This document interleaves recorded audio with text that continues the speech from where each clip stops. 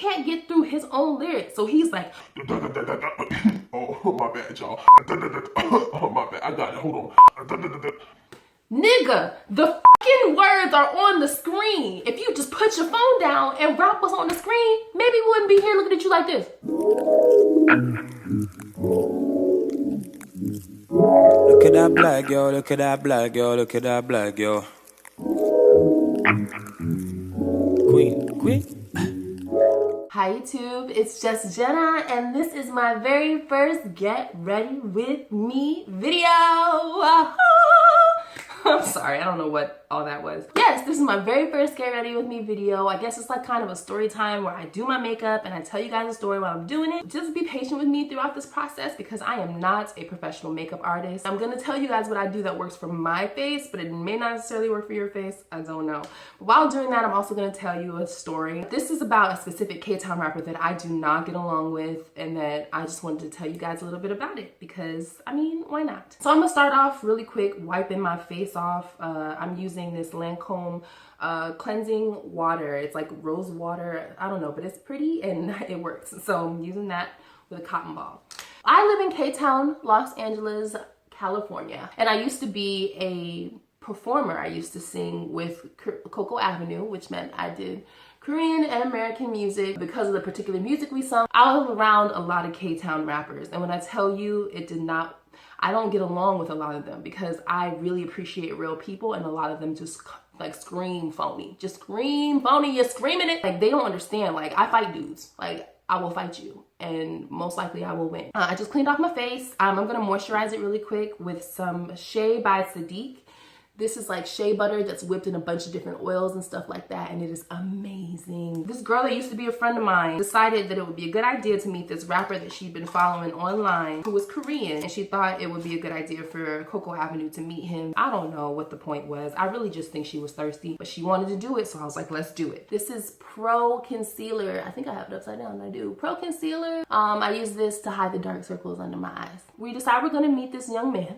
Let's call this young man Daryl. We decided we're gonna meet Daryl at the K-Town night market. Eventually, my friend pointed him out, and immediately I was disappointed. Dude was wearing a white beater and a fitted and some Timbs and some baggy jeans. So looking like basically Jay Park from 2 p.m. days when he didn't know what he was doing. Walk up to him, and I'm preparing to say hey, and before I can even say hey, I get, Yo, Ma, what's good? What's up? can I get a hello? Can I get a how you doing? You can tell the difference between somebody who actually grew up talking that way and somebody who's just putting on the front because they're meeting a black person. And that was what was happening. He was putting on the front because he was meeting a black person. But I was like, hello, how you doing? I'm good. I'm Jenna. Nice to meet you. After that, we decided to just like walk around K-Town night market with him, talk to him, get to know him. I'm about to put on this creamy beige concealer. I normally put that on like if I have pimples or something, but I'm kind of blessed today. I don't really have any pimples, so woo! I'm gonna put it on the parts of my face that I want to highlight. We're walking around K-Town night market with him at this point. We pass by a hat section, like a hat store. Normally when people try on hats, they're pretty normal about it. Like they put the hat on in the mirror. Okay, this looks good, this fits, I'll go ahead and buy it. This dude picks up a hat and you would think he was put on a fashion show, y'all. Trying so hard to be hood and like fine, and it was just like am I with this dude? I'm not with this dude. After that happened, I was like, all right, I'm kind of over this now. So I pretty much separated myself and just started hanging out with my friends and let that other friend that wanted us to meet hang out with him because she was obviously more interested in him than I was. But eventually we did link up again because they wanted to go to Korean barbecue in Noraebang. Next step is I'm about to put this dark brown on my cheekbones and on my forehead to add to contour, I guess. At the Korean barbecue place, it was me, the friend that I'm not friends with no more, the thirsty friend, let's just call her Thirst. Daryl bought a friend, Daryl's friend is Nick, we'll call him Nick. So me, Thirst, Daryl, Nick, we're at Korean barbecue and it's not going too badly. Like anytime food is involved, then I'm pretty much gonna be a happy person. And we've got these drinks in them and stuff. He started talking about people that he knew. Another rapper, let's call him Boo Boo the Fool. Apparently, Nick and Daryl had issues with Boo Boo the Fool. I guess Nick and Daryl asked to work with Boo Boo the Fool and Boo Boo the Fool snubbed them, and so they were mad and they were like, Boo Boo the Fool can't rap and Boo Boo the Fool phony and Boo Boo the Fool fans are dumb.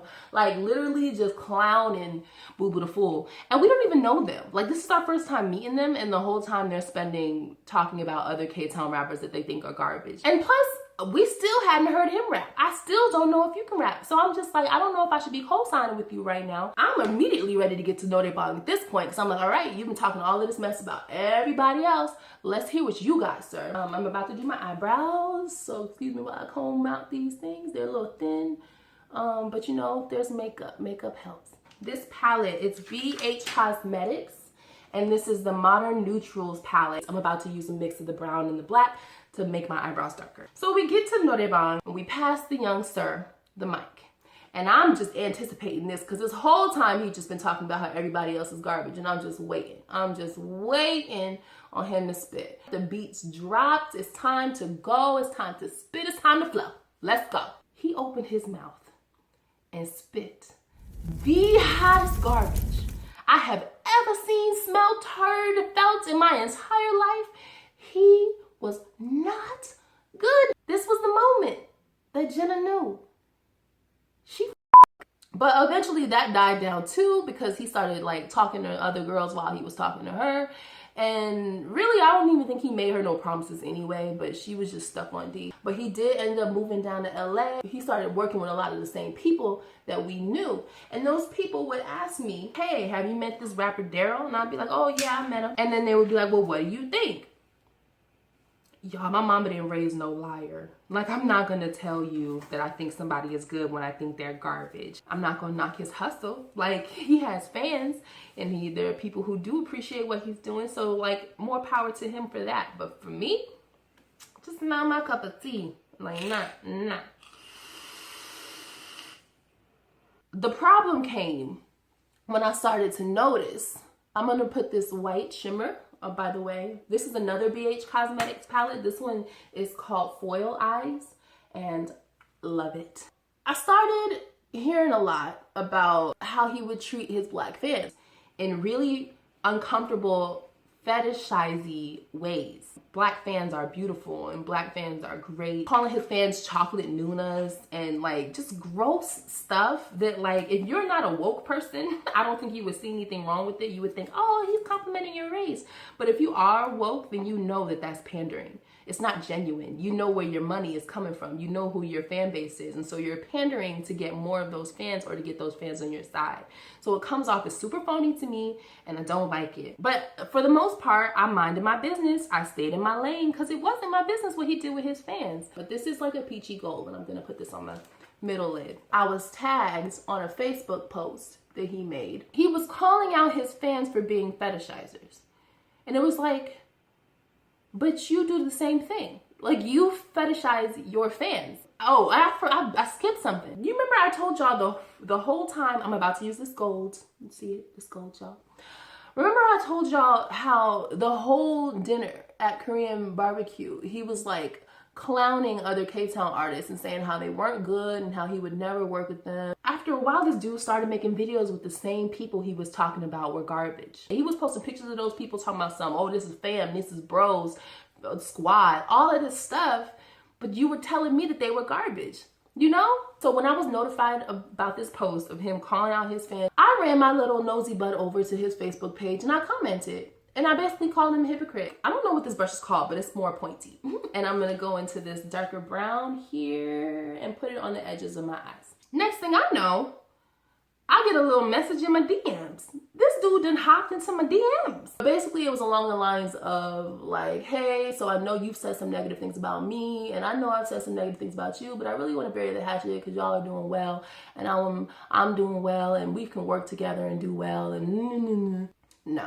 See, that's what we're not gonna do. So I politely responded, no, boo-boo, we're not gonna work together, ever. And I called out your post because it was hypocritical. I went ahead and wrote that message, and then I politely opened the door to my DMs and escorted him out because he was never welcome there. I don't know why he thought he was. I kindly left his little Facebook page alone, and I never had any interaction with him verbally again. Like, that was it. I just dropped my mic there and left it there. I'm gonna go ahead and put on this eyeliner, by the way. A better Jenna probably would have just ignored the entire situation and not commented and just done, you know, my own thing.